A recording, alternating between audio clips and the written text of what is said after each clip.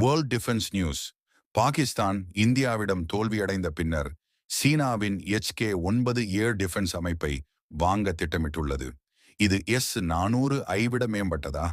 இரண்டாம் பிரிட்டன் உக்ரைனுக்கு 2026 ஏப்ரலுக்குள் 1,00,000 ட்ரோன்களை வழங்க உறுதியளித்துள்ளது. இது போரின் இயல்பை மாற்றும் முயற்சியாக பார்க்கப்படுகிறது. மூன்றாவது நேட்டோ ரஷ்யாவின் அச்சுறுத்தலுக்கு எதிராக நிலைபாதை ஏர் டிஃபென்ஸ் திறன்களை 5 மடங்கு அதிகரிக்க திட்டமிட்டுள்ளது. இது ஐரோப்பாவின் பாதுகாப்பை உறுதிப்படுத்தும் நடவடிக்கையாகும். நான்காவது இந்திய விமானப்படை சிந்தூர் நடவடிக்கையின் போது பாகிஸ்தானின் 6 போர் விமானங்கள், ஒரு C-120 மற்றும் ட்ரோன்களை அழித்துள்ளது. இது பாகிஸ்தானின் விமானப்படை திறன்களை பெரிதும் பாதித்துள்ளது. ஐந்தாவது உக்ரைன் ஷாஹெட் ட்ரோன்களை எதிர்கொள்ள செயற்கை நுண்ணறிவுடன் இயங்கும் தானியங்கி துப்பாக்கி அமைப்பை உருவாக்கியுள்ளது. இது எதிரியின் ட்ரோன்களை துல்லியமாக அழிக்க உதவுகிறது.